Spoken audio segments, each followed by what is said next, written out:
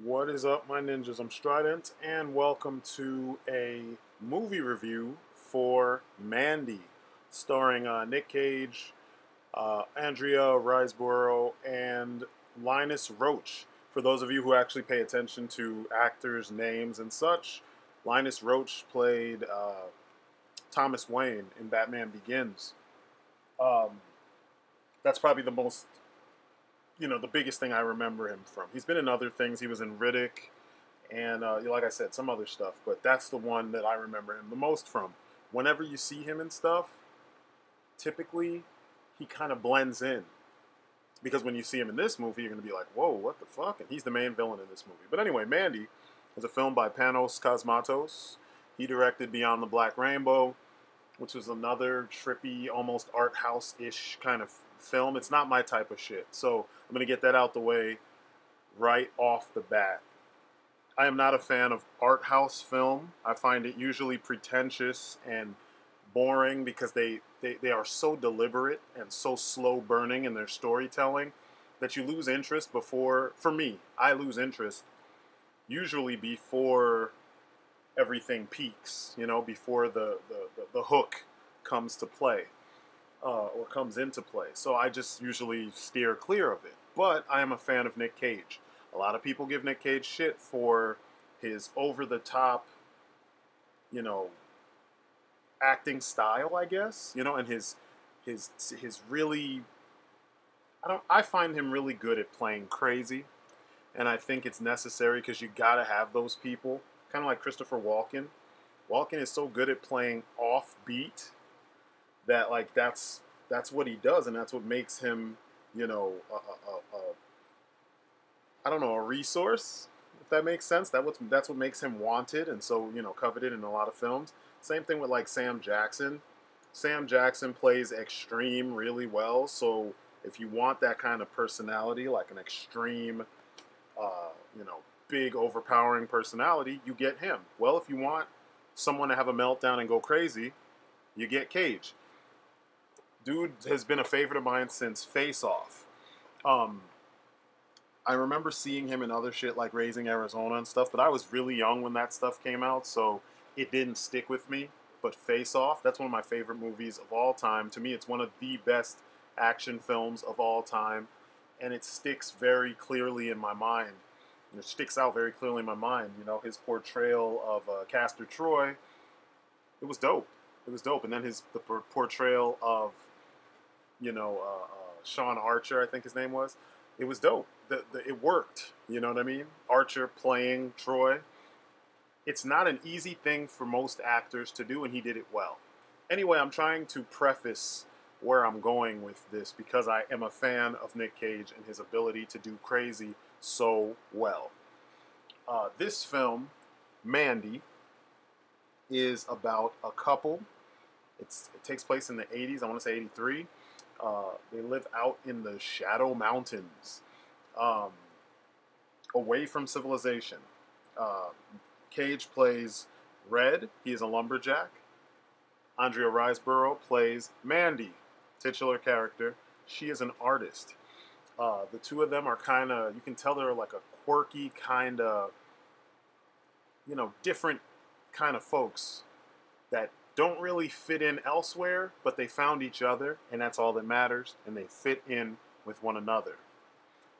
Uh, there's a lot of trippy visuals because, number one, you get the idea that the director is a fan of recreational drug use, especially hallucinogens.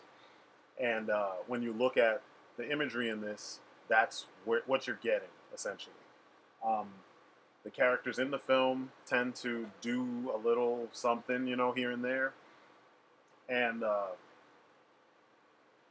it kind of helps add to the weird, dreamlike feel of the style of the film. There's a lot of crazy filters and overexposure and strange lighting and things like that, and it works because the movie is not very clear on, is this our reality or is this half our reality and something else another reality seeping into it. But anyway, the two of them live out in the woods, away from everyone else.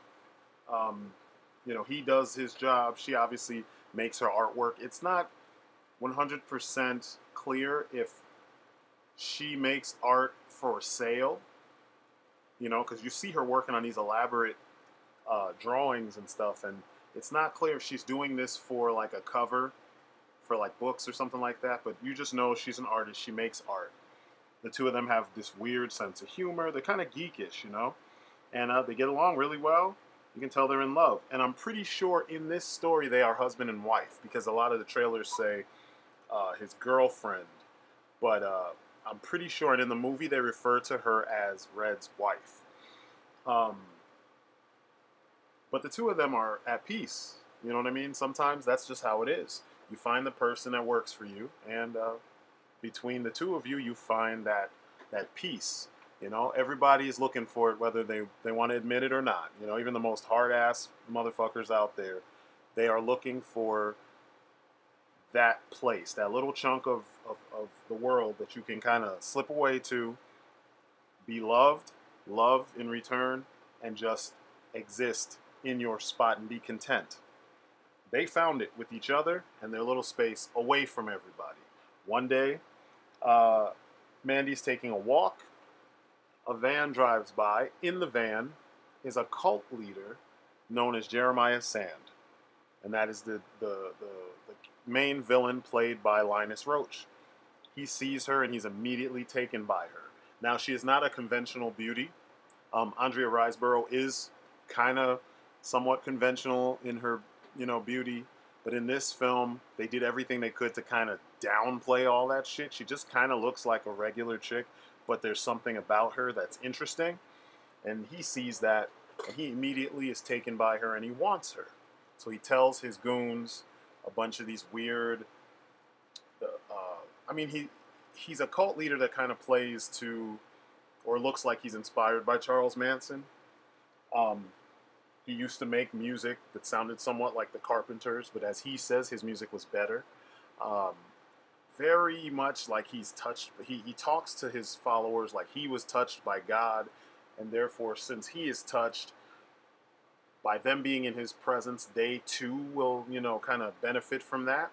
So he's great. Hang out with him, and you will also be great. Worship him, and you will also be great. You will make it to the next, the enlightening or whatever he called it. Ascending, I think he said. So he's one of those, just super ego-driven, full of himself, believing this bullshit that he, somehow stumbled onto. And he's got these devoted followers. He's convinced them that, hey, what I'm talking about is the truth. Believe in what I'm saying. I can show you. And he's got these devout followers. He tells his right-hand dude to summon the riders, which, it's not... A lot of the symbolism in this movie is not deep. If you've read a couple books, you will pick up on a lot of the symbolism. A lot of the stuff, if you watch a lot of movies, if you're over the age of 18 and you've watched a ton of movies, you'll see references to other shit.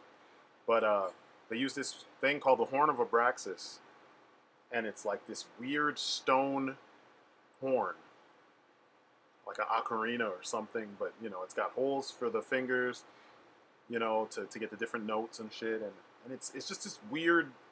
You don't know where the fuck this thing came from, but if you have done any kind of... If you ever read anything Dungeons and Dragons-ish, fantasy-ish, stuff with like Hunter the Reckoning or something like that, it's a demonic device that's used to summon specific demons, and in this case it's being used to summon the Riders, who are 4 bikers that look like they are reminiscent of the Cenobites from Hellraiser.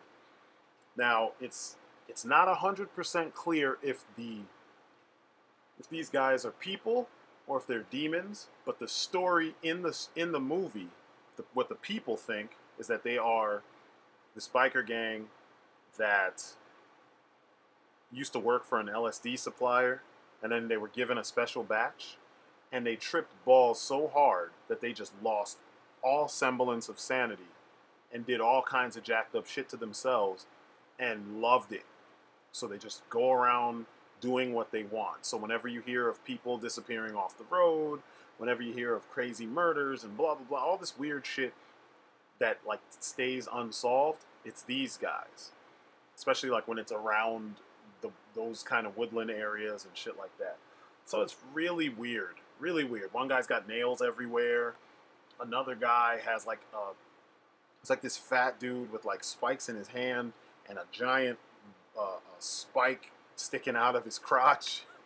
Another dude looks like his helmet melted onto his face. And there's another dude with just a jacked up face. You don't really see him very much. He's tall. He's kind of jacked up in the face. But his suit looks like it's burned. Like his biker suit looks burned. They do a lot of cool things with the introduction of these guys. They're constantly backlit by red. So you never really see them in very clear detail. They're always obscured in some kind of way. But anyway, these four riders, these horsemen, they show up and they are told to go get this girl. So one night while Red and his girl are sleeping, they show up, snatch her up, string him up, and they essentially bring the girl to Jeremiah. Jeremiah enters their home, chills in the home with them, tries to impress her with his shtick, how great he is, what he can do. He plays his music, shows her he has an album, and she is not impressed. There's a trippy scene where they give her this. I shouldn't say trippy, because there's other shit that's actually trippy, but it's what comes after this scene is what's trippy. So they give her a drug like LSD in her eye, and then they sting her with this big ass wasp looking thing. I am as far removed from the drug game as possible, so I have no idea what the fuck was going on with some of this shit. She gets stung by the wasp thing. It's a controlled sting. It's not like they just let the thing loose and they said, pow, pow, pow, and stung her. It's literally they put the stinger against her face, or her neck, like they do when you go to get bee stings. Stung her, and supposedly the two things kind of work together to give you this weird kind of docileness. It's like a crazy high. And so she seems real, kind of docile. She's not fighting them anymore. They bring her to Jeremiah, who's sitting in this weird robe, and he tries to explain how great he is. Like I said, he plays his music, shows her his album, and then she just is not impressed. And she starts cracking up. And he opens his robe to show off himself. That's when she really loses it. And just starts laughing at him. Because, his Johnson's not, what it should be for a man talking the kind of shit he was talking. I mean, the dude's dick was pretty small. And it is full frontal, just buck-ass naked. I was like, whoa, I was not expecting this. But I guess I should have, because it's more of an independent film than it is your standard mainstream film. But she completely rejects him. And he is pissed. And this rejection is what leads to him killing her in front of Red, her husband. So in a fucked up scene, one of the dudes comes out of the house with her in a bag. They string her up, throw some gas on her, and they light her on fire right in front of her husband. And this is where Cage's range just goes fucking nuts. He literally goes from kind of just crying, like a regular person would just cry at something sad, to like just harrowed, like the way you probably would feel in such a situation. Just completely losing it. There's moments where you can kind of see he's like struggling, and then he just stops struggling, and it's like disbelief. How the fuck is this happening? And the camera lingers on him long enough so that you feel what he's feeling. You should, because there's some people out there that have desensitized themselves to all emotion just so they can make fun of shit, and they will find a way to make fun of this shit. But in the context of the film, if you are able to be a captive audience, when you see this, you're gonna feel what he's feeling. You know, it's fucked up. It's literally for next to no reason. You could have seen her and, or Jeremiah could have seen her and could have went about his business and been like, damn, that girl looked good, like most men do. You know what I mean? But he had to go and have her kidnapped, and then, you know, do all the shit, have his people do all the things they did, and then turn around and because of rejection that he deserved, as you know, in my opinion, he deserved this. Turn around and attack her, or you know, kill her, and fuck up this couple's life. So you feel Nick Cage's pain or Red's pain. So Red is left there with this charred corpse, and as they call them in the film, Jesus freaks, they disappear. So essentially, from this moment, this is where the movie slowly starts to ramp up the crazy. But it doesn't ramp up the way that you would assume if you've seen the trailer. When you see the trailer, you would think that, like, from this moment, the movie's going to be balls to the wall, crazy ass, grindhouse action. And it's not. Everything is very slow. Everything is very, how do I put this? It takes its time. I mean, that's the best way to put it. And you will read this a lot and hear this a lot in the reviews that you'll see. Because I did check out reviews of this film before I went to watch it, because I wanted to make sure that it delivers. You know, because a lot of times, and remember, I've told you guys, you shouldn't always watch reviews, but I wanted to hear how people take this film. How do people receive this movie? Because a lot of times with Nick Cage, because of the stigma he already has, people diss the shit out of him first without watching the films.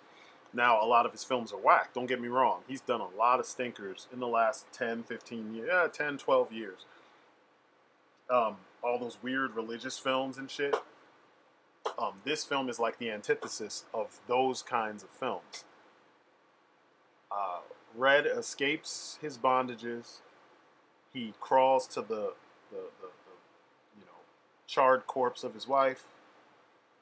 And they do some really cool things with the lighting in this scene, where, you know, it's dark as he's crawling over to the you know, the ashes, and then the camera is looking at him from a low shot, and there's light coming from the bottom of the screen toward, you know, lighting up his face as he's holding her charred body, and then the wind blows and blows this charred body, which is still in the shape of her face, blows it away. And then the light disappears.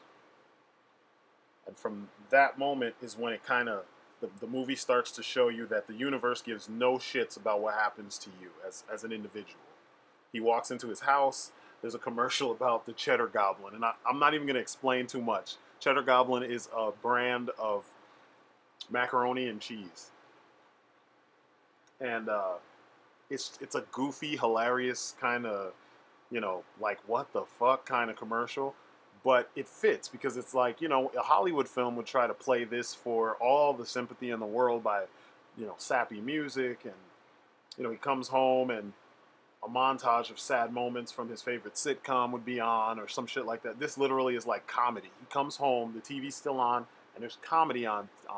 And when the commercial finishes, the emergency broadcast system goes on, and he just passes out into his bed. He has a weird dream about, you know, his wife kind of decaying, and then he wakes up, and then he has the meltdown. He has that Cage moment, because, you know, Cage likes to lose it. So he loses it, goes to his friend played by what is it, Bill Duke, from Predator. You know, I'm gonna have me some fun, and he gets his crossbow, he explains what's going on, and then essentially Duke sends him, he gives him the information he needs to start his journey. So, if you know my reviews, I'm going to spoil shit because it's the only way you're going to understand whether or not this is going to be something you want to check out. I'm going to try to hold back a little detail so I don't give away everything, but I honestly don't believe that most of the time that spoilers are, quote unquote, what people call spoilers, are as effective as it is to actually sit down and watch the fucking film. A lot of people say, you spoiled it for me. Nah, a lot of times there are movies that are to be experienced. And no matter how I explain it, I mean, unless I tried my best as a storyteller to give you every detail from the lighting to the sound design to everything to play, let you know how it plays out. If it's not described in that detail, and in some cases, even if it is, your experience will vary from what I'm telling you. And that's kind of how this film is. Everything people have been saying, it's kind of like they did a good job over exaggerating how crazy the movie is. Like people said, oh, the movie's gory as shit. There's like 2 gory moments. There's implied gore, if that makes sense. You know, stuff that you see the aftermath and you're like, ugh, that actually happened, or what the fuck happened? You know what I mean? And then there's something else that they show you and you'll be like, what the fuck? You know, there's a lot of that, and a lot of it is that I gotta. There is I use a term. I call it white boy, you know, humor, or white boy cool scenes, quote unquote.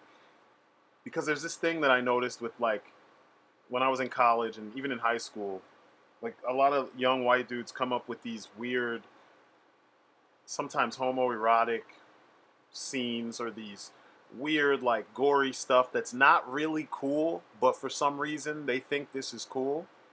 You know what I mean? And it's the same in all the films that use this sort of thing. Like, you know, like the Cenobite dudes. Why is that cool? Why is it that you don't show us what they really look like so that we can understand how jacked up these guys are? Why do you imply so much about these characters and they're the most out there things in the film? It's kind of in keeping with the concept of you not knowing whether or not they're from hell or are they really guys dressed up in jacked up ways. You know what I mean? Stuff like the one biker having a spike for a dick. There's a whole bunch of stuff surrounding that where you're going to be like, I shouldn't say a whole bunch, but there's a scene with some stuff in the background and his spike for a dick, and you're just like, what the fuck, really? Or Linus Roach during the scene when Mandy laughs at his presentation of himself. He starts, you know, beating his shit, right, standing up in front of her, beating his stuff. I guess trying to maintain a hard-on because he's trying to show her that he's well endowed or something, and he's not. And then he's yelling at his people, don't fucking look at me, don't look at me. I'm like, what the fuck is that? Like, I get it. He's crazy. We got that with everything. And then you add that to it? Kind of unnecessary. You could have cut that whole part. But, you know, these kind of films usually put weird shit like that in there because that's the kind of shit that the critics are like, yes, I eat it, you know, eat it up. He's full of ego, blah, blah, blah. They need all that. But, you know, it would only take 2 seconds of listening to this guy speak, and you're like, man, fucking leader of a cult? I'm sold already on him being crazy. I don't need you to explain anymore. You get what I'm saying? So there's a lot of this weird, it's the best way I could put it, white guy stuff, you know? And if that sounds bad, I'm sorry, but it's this thing that you will notice with these, like the white art house directors. And I'm not trying to, this is not a racist thing. It's something they have in common. Usually the black directors that do make our art house films or independent films, they do a whole different set of stuff. You know, lots of throwing in jazz, lots of throwing in, either it's going to be cool or it's going to be over the top fucked up with, you know, KKK references and, you know, Jim Jones and Jim Crow and blah, blah, blah, like all that kind of shit. But like, or, you know, it'll be brutal because they want to, you know, make sure that the imagery sticks in your head so you remember whatever the story is they're trying to tell you. And usually it would deal with mistreatment of some sort or, you know, struggles, you know, African-American struggles and things like that. Whereas this, even in the fantasy films, you can go back to the 80s films and grindhouse films. A good example is, I got to look up his name. It's Jason something. The guy who did Hobo with the Shotgun, it's exactly this. The same vibe. It's like what they remember about grindhouse. Jason Eisner is the director's name. it's like what they remember about grindhouse cinema is completely different from what grindhouse cinema actually was, if that makes sense. There's this overuse of this generic synth pad, and they call it a score, and I'm like, huh. But I'm not gonna linger on that. I'll get into that when I go into the parts of things that kind of got on my nerves. But the point is, once he's given that information by Bill Duke, he goes on about his business and finds these dudes, and one by one, he just kills them off. No story, no more dialogue that's worth pointing out. Nothing. It's literally Nick Cage killing folks, and he runs over the first Cenobite dude or rider or whatever, and somehow his car gets flipped, and he ends up captured at the other Cenobite who sees this happen as he's driving away. That guy captures him and brings him to some house that they took over, and this is my favorite part of the film. There's a cool action scene where the Cenobite cuts him, and you see he's this tall, lanky dude. He's got a box cutter. He cuts him across the chest. Nick Cage is chained up to a pipe, sitting next to a radiator with his one hand chained up, the other hand nailed to the ground. And the Cenobite cuts him, and he's like, "That was my favorite shirt." And he keeps saying weird shit that's hard to understand, and he says something about flesh, and Cage is like, "I don't want to talk about it." He tries to, kind of bullshit because he's figured out that if he moves his hand, kind of in a twisty motion, he can undo the pipe. So he stalls for time, untwists the pipe as he turns his hand back and forth, and then beats the shit out of this guy, and he falls into a hole. Some of the direction of the scene is weird because you don't know when you first see the opening, scene, the establishing shot, you don't know that there's a hole next to where Cage is sitting. So then, he whacks the dude, he falls into a hole, he frees himself, pulling the nail out of his hand and out of the ground. He picks up the vest that you see in this picture that I have up here, and in the all the other posters and stuff. And he picks up a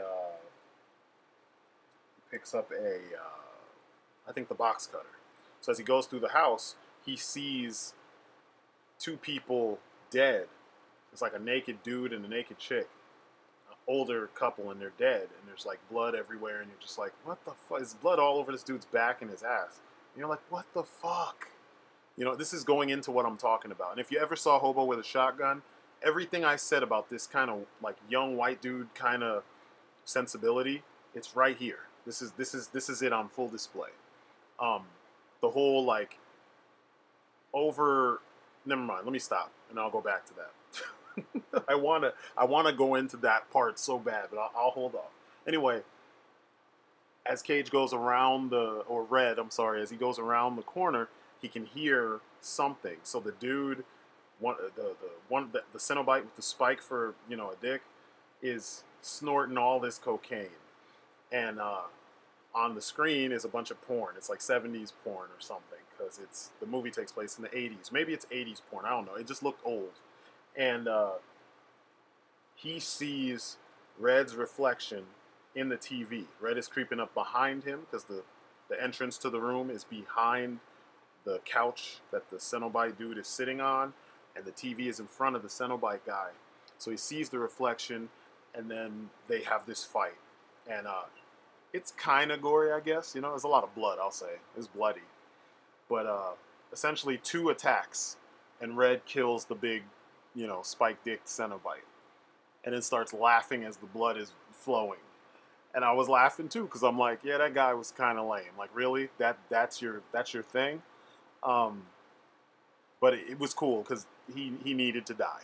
He was kind of ugh, when you see the shit, it's like, ugh. Then the guy who he knocked, into the hole from the beginning, shoots the television with a shotgun as Cage stands up and, is kind of coming down from the kill, and then it's an immediate another kill. But this time, Red is focused. And, I made the comparison to God of War. I said this is like an anti-Christian God of War on acid. And that's what this movie kind of turns into after, from the minute that Jeremiah Sands is introduced. because he is this like, it's like he thinks he's, you know, Jesus 2.0 or something. And there's a lot of the way these cats carry themselves and the way they do stuff. There's a lot of that, you know, that hippie, you know, come with me to heaven type bullshit that these cult guys kind of do. And it's presented kind of like this is the way that a lot of people think. And, you know, Red and Mandy are kind of outside of that. You can see they're trying to kind of, you know, they like their metal. She's wearing a shirt, what is it? I think it was a Slayer shirt. I could be wrong. That had, you know, a pentagram on it and shit. And I'm not saying that I'm all about that kind of stuff either. But I kind of think imagery is imagery. And a lot of times it's not as big of a deal as some people try to make it into. You know what I'm saying? Like, she's wearing a shirt with a band that's the purpose is to shock you. It's not like necessarily that is I don't know, and I could be wrong, but it's not like this is who those people are. This is what their job is, if that makes sense. But anyway, Red jumps towards the dude with the shotgun, grabs the shotgun, starts screaming at the dude, and eventually gets the shotgun out of his hands. The dude picks up a knife, and Red traps the shit out of him. I'm like, whoa, where'd this come from? But you know, these mountain dudes, they know their shit when it comes to defending themselves, so I could buy it. I mean, you're living up there in the middle of nowhere. What do you do in your spare time when you're not, you know, loving your woman? You train, and you fucking read up on shit, you know what I mean? And you fucking cut down trees. You'd be kind of strong, you know? I give him his props. You do your survivalist shit, because a lot of times those guys are into the survivalist shit. And I've known many a dude who was kind of along those lines. But it's dope. Cage is on top of his game. He breaks dude's neck after he traps the shit out of him and gets the knife out of his hand. Then breaks the dude's neck, and then there's the quick Bruce Lee pan in. It's kind of cheesy, but it was awesome because it's like, this is why I came to see this movie. So anyway, I dug it. It was dope. It's just one of those things where, how do I describe this? It's one of those things where if your thing is this kind of over-the-top, fantastical,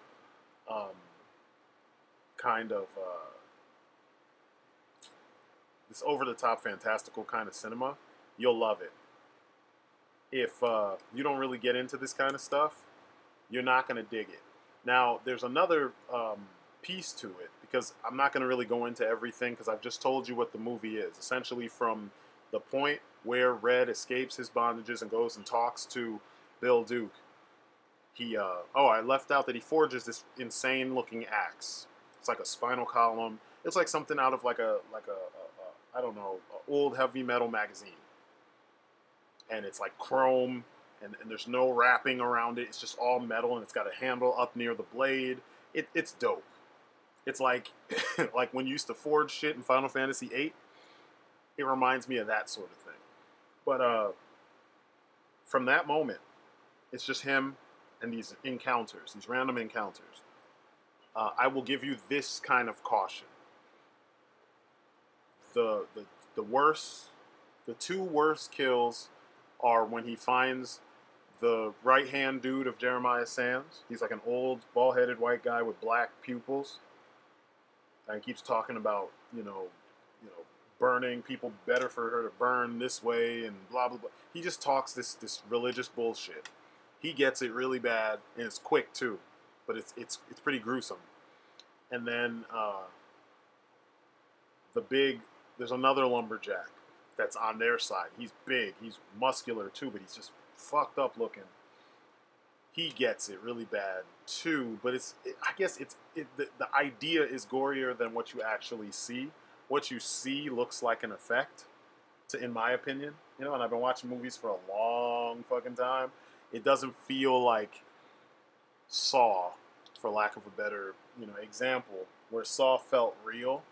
This just feels more like like cheesy, over the top. Not necessarily B, just maybe one grade up from a B movie. That's what I got from it anyway. But yeah, other than that, oh, and the last guy. The last guy gets it kind of bad, but it still looks like a prop. If if that helps. But the point of the film is that in order to avenge his wife, Red embraces the crazy of this world that he didn't even know existed. Um, like when he kills those first two riders, he there's this jar of this gray shit, which earlier in the film you see them give a jar of the same shit to one of the riders, and he just drinks all of it, and then he just kind of is so feeling so good from it. You get an idea that this is the drug type, the concoction that fucked them up in the first place. So Red sees that shit, puts one finger in, touches his tongue with it, and then like his mind is blown completely. They give you the whole fucking acid trip montage, and it's like his focus is renewed from taking this shit. He takes a snort of cocaine, and he touches his tongue on a bit of that fucking LSD concoction.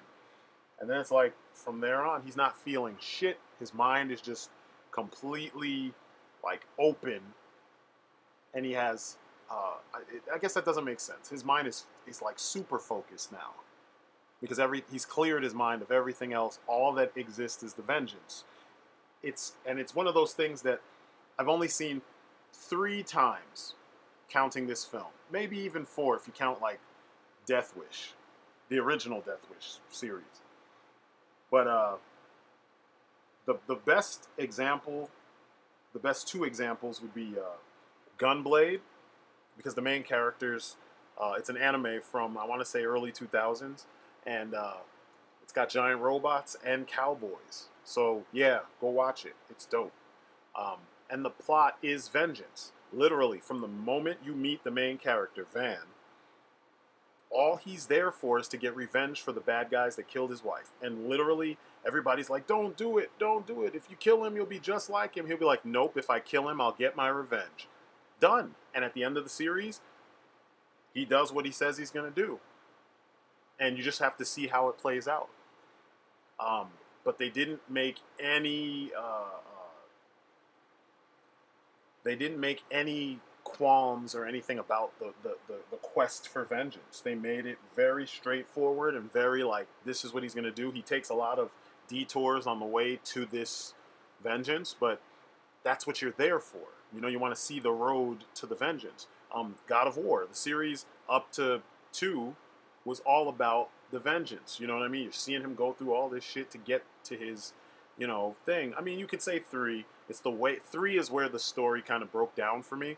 But literally, he was coming for Zeus. He's literally climbing Mount Olympus to get up to the top and hand Zeus his ass. And when you get up to him and you finally fight him in the end of... You fight him in 2, briefly, and then you fight him in 3 for real, and you kill him.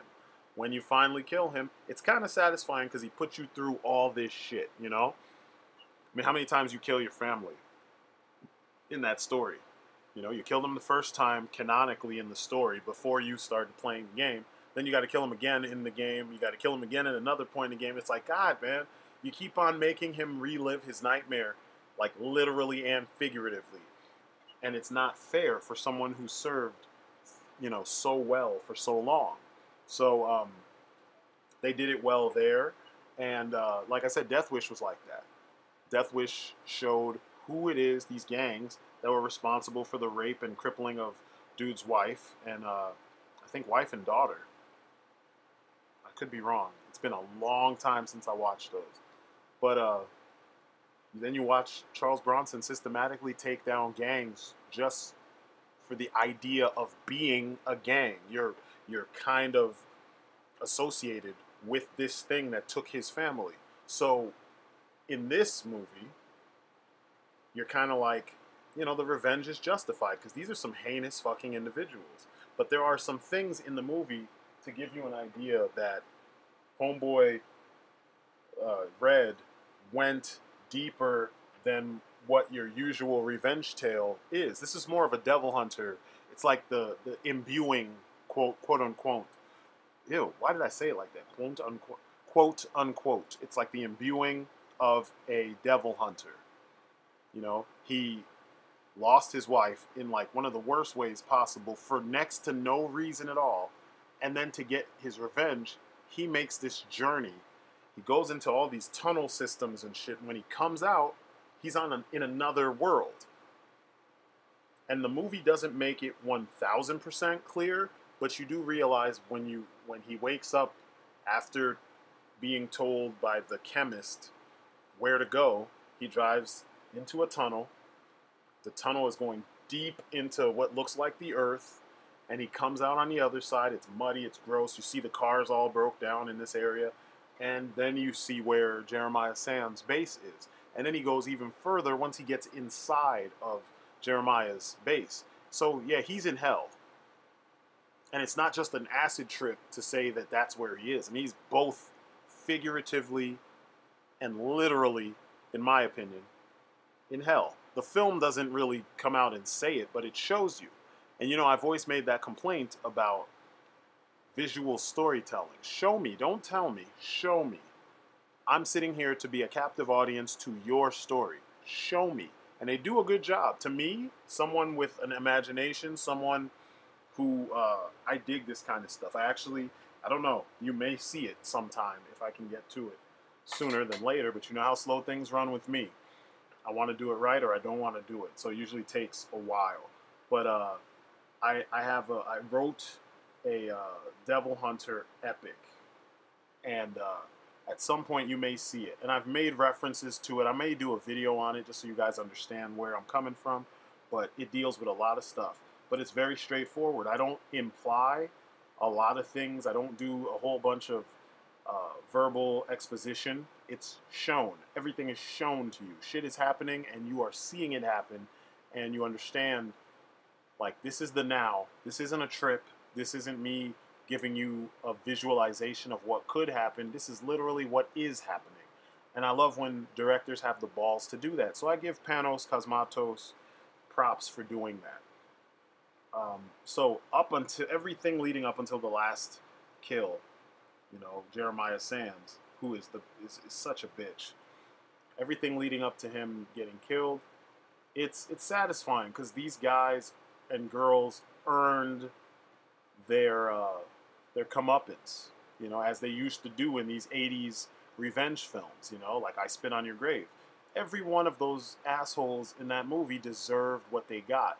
And you kind of get that here. I think the movie Revenge that just came out a couple months back, that was another example of the same thing. It's kind of like a modern retelling of I Spit on Your Grave. And I heard it was like worse.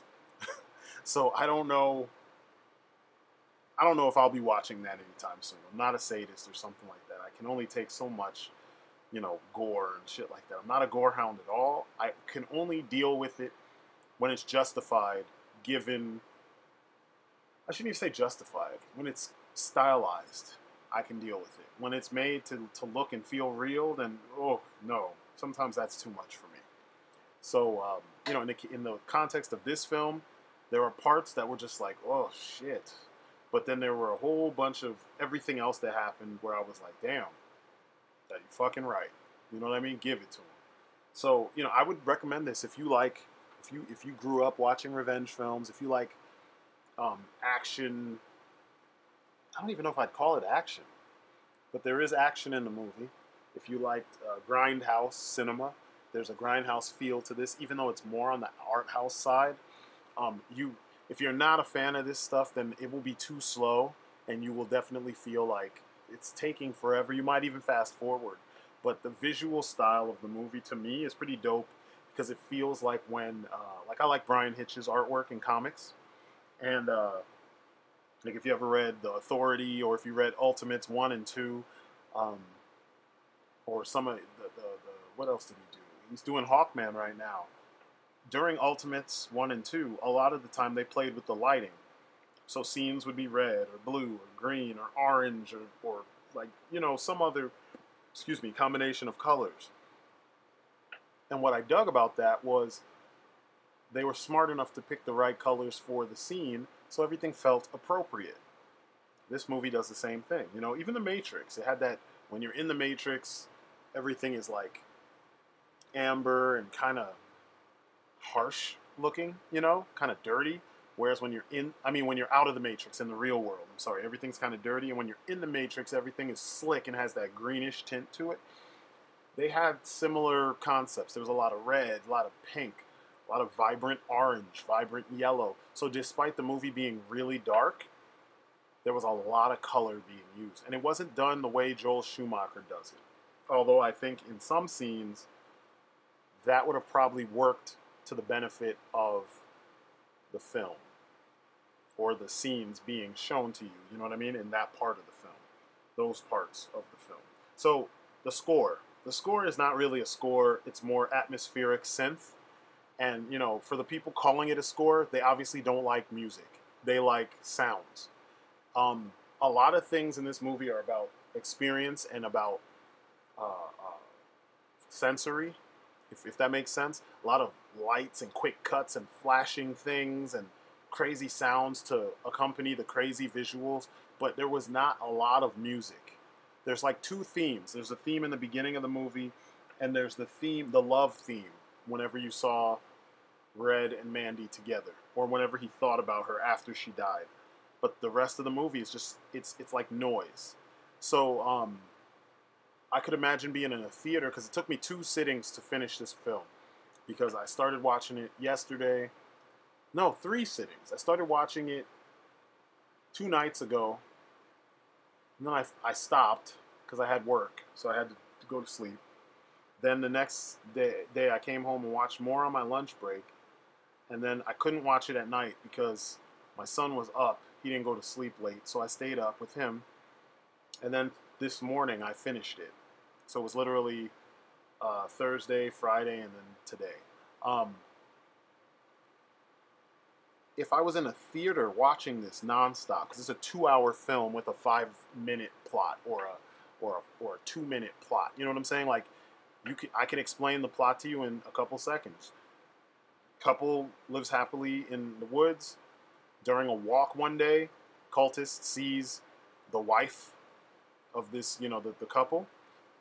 He wants her, sends evil guys to go get her. She rejects him, kills her. Husband comes back for revenge. That's it. That is literally the plot. All the twists and turns are the visuals that accompany how these things play out. So, it's weird how simple the plot is and how long the movie is. Because it's a lot of showing and a very little amount of telling. And I think what you get is handled really well. But I'm going to get into the things that I did not like. Because, you know, like I said, I'm not a fan of art house film. And Cosmatos is more of an art house director. If you watch Beyond the Black Rainbow, it's like barely a coherent film. I mean, like, I despise films that they want to mimic the experience of being under the influence of a drug. So, and I understand that some of that shit might be good for some people, because some people say, you know, it expanded their mind and their consciousness or their awareness and blah, blah, blah, and whatever. Okay, maybe it did. I get that through meditation. You know what I mean? So I don't need the drug portion. But maybe it does. I don't know. But I'm not really coming to my films to get that experience. I'm coming to my movies to be told a story. Now, in this case, the movie is directed as if the director is on some kind of drug in most spots. There are lucid moments, you know?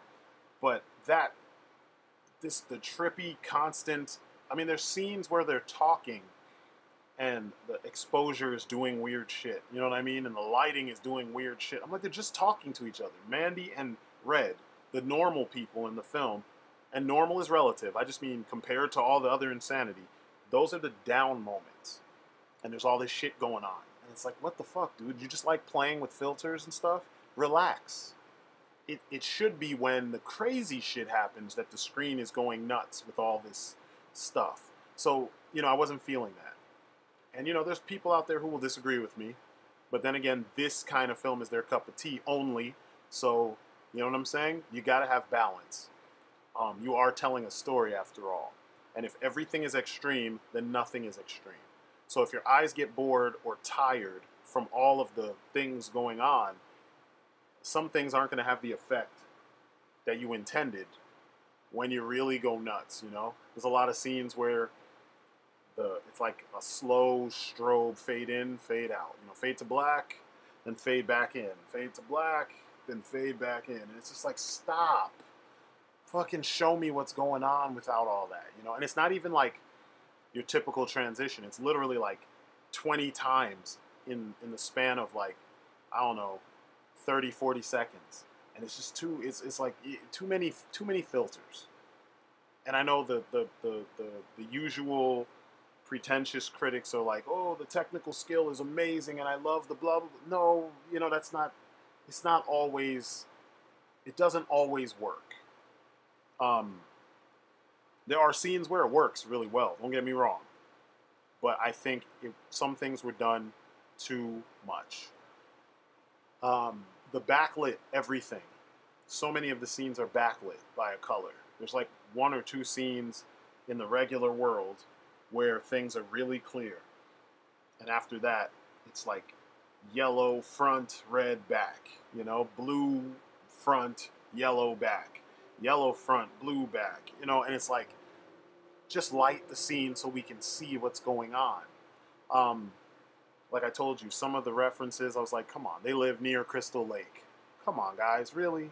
I get it that there's a group of people out there that maybe this was made more for them than the rest of us, but some of us want to enjoy the film as is without those things, but I guess he dug that shit. So I'm just kind of like, yeah, I get it. You're one of them. Some of the blatant, like, religious allegory type stuff, or religious metaphor type shit with this cult. And the direct, like, jabs against it, you know? It's like, ugh. Some of it was funny, and then some of it was just like, I get it, dude. I already know. And, you know, I'm a Buddhist, so I don't really care. You know, this stuff it doesn't like bother me. If anything, it actually made me like the film a little bit more, that the director came out and was 100% hardcore, like, this is dumb. And he made his character, you know, the villain, embody this, you know. I like the fact that Bill Duke played, like, a veteran living out in the middle of nowhere who's friends with Nick Cage, the lumberjack, who they don't really explain what the nature of their relationship is, other than he gave him his crossbow to look after, and he came back to go hunting. Well, that was kind of cool. And the fact that, you know, Duke looked like the type of dude who had been through some shit.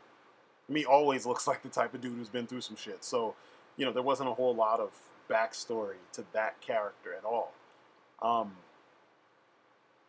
I didn't like... I guess that's it. You know, I'm not gonna rip. I'm not gonna rip on it, because overall, a lot of things that I didn't like helped me empathize with Red and want to watch his journey. You know, his little revenge, his journey of revenge. But Cage's rage, holy shit. It worked. It worked for me. It worked. Now, I imagined some better sequences than what I saw, because the action was good, don't get me wrong, but there was only like two actual action sequences. But overall, what you get is very well done. It's very different, I can say that just beyond the shadow of a doubt. If you don't typically watch art house flicks, then this is going to feel so weird compared to what you normally watch. Especially for those of you that only watch mainstream films, you know? This is a giant far cry from, like, you know, Transformers and Expendables and, you know, Fast and Furious and shit like that. definitely a far cry from the stuff Cage is typically in. So I enjoyed that. Oh, the score. I hated the score. With the exception of the love theme and the opening theme, I hated it. I like synthwave, so I know that there could have been better stuff done. If you ever listen to Carpenter Brute or Danger, those guys would have taken this and went nuts with it. But apparently there was a Swedish director, Swedish composer. I think his name is Johan Johansson. I could be wrong. It's something like that. I'm gonna look it up while I'm talking to you. Um, yeah, Johan Johansson, and he passed. I want to say, when did he pass? February 9th of this year. So they say he's well known for this kind of stuff, but I didn't dig it. And I figured he would have done stuff for Darren Aronofsky, that kind of cinema. And you know me, I'm not a fan of Aronofsky at all. I did do a video one time when Mother came out. Well, I did a vlog about it, and I was going to go off on him, but I was like, you know what, fuck it. I don't even want to get into it. I'm not a fan of those kind of directors and those kinds of, that kind of score where it's just like noise, that's not my thing. But yeah, the movie was pretty dope. I think they did. It just is a nice mixture of weird elements to give you the right kind of feel, and yeah, you should probably check it out if you want a change of pace, because I wasn't expecting some of this stuff, and then a lot of the other stuff I was expecting.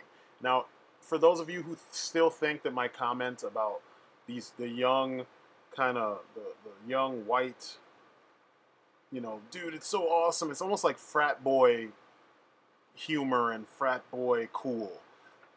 Watch Hobo with the Shotgun and you'll see what I'm talking about. The trailer for Hobo with the Shotgun that came out years ago when they did that Project Greenlight, I think that's what it was called, or whatever the contest was. The trailer, the low budget trailer, was better than the film, but it still had the feeling that it still had some of the feeling of what the feature film ended up having. It's just that the feature film went way over the top. But if you look up Jason Eisner on YouTube, you'll see some of his other films like Treevenge, and it's like the idea is funny, and it was literally like a one-line joke, and he turned it into a whole film, and by the time it's done, you're kind of like, I got this already. You should have done a short film that was like 5 minutes long, and we'd been done. Instead, he made like a whole movie, and it just gets old after a while, And that's kind of the way the villains, like the supporting villains, that's how they feel in. That's what they feel like in this film. But yeah, check out Jason Eisner's work so you get an idea of where I'm coming from. I know it sounds mean to say these things, but there's a whole chunk of cinema out there that plays to these kind of tropes, and they get old. Leather everything, bikers, these things that happen for no reason. This hopelessness, and then the idea of doing heinous things being badass. Yeah, sometimes it's funny, but it gets old if you watch a lot of movies, and I've seen a lot of movies like this. It's the kind of shit that the guys on Red Letter Media, they're always reviewing films like that when they do their Wheel of whatever. What is it, Wheel of Garbage or Wheel of Crap or something? Anyway, you know who I'm talking about, the Red Letter Media guys on YouTube. They're always reviewing bad movies that have villains that always rape and always do these elaborate, killing. They kill people in elaborate but kind of like stupid ways. You know what I mean? Like why would you have a spike for a dick? You know what I'm saying? Just because the idea is gross, but it's a fat dude with a spike for a dick. Because there's so many jokes and so many just ugh, And that's one of the things, you know, in here that it doesn't really do the jokes, but it's kind of like just the inclusion of that character alone opens up the door for so many jokes about why he's the way he is, you know? Um, but overall, because you're supposed to hate that guy, just like a lot of the other villains. Overall, though, the film is pretty dope. Um, and the style is pretty nice. You know, it's somehow these things, a lot of these things that I don't like work in this film. You know, I feel a lot of what I pointed out that I didn't like could have been done better, and it would have made the film that much more, you know, awesome. Like the fights. Whenever a fight happened, you should amp up your synth and amp up your music and give themes to these events. That would have amped it up. But you know, other than those kind of nitpicks, it was pretty dope. I think they did a good job, and I hope that we see maybe another film in this universe, because maybe he will, Cosmatos will take some of the criticisms that myself, and other, you know, reviewers may have given, at least the constructive criticisms, and create a better film, you know, or add them to his film to make it better. Maybe we'll get a less art house, more grindhouse version of this. You know what I mean? With Red showing up as more of like a Ash Williams type, because at the end of the film, it's kind of implied that he's gone mentally. But it's possible that since he's stuck in that world, at least that's what I think, there's more for him to do. You know, what happens if something else escapes and then he escapes after it? You know? What happens if he finds his axe again? What happens if he still has the axe? What happens if there's retribution or more things that were connected to Jeremiah Sands? We could get a whole nother movie with a bunch of cool shit going on. And I would love to see that. So anyway, I think this movie's worth checking out for those of you who are kind of adventurous about what you watch, those of you who like action, you know, revenge flicks and shit, and those of you who dig Nick Cage, because somebody's got to play the crazy, you know what I mean? And he's really fucking good at it. So check this out. I think it's worthwhile. And yeah, that's it for me. You guys have been great. Peace outside.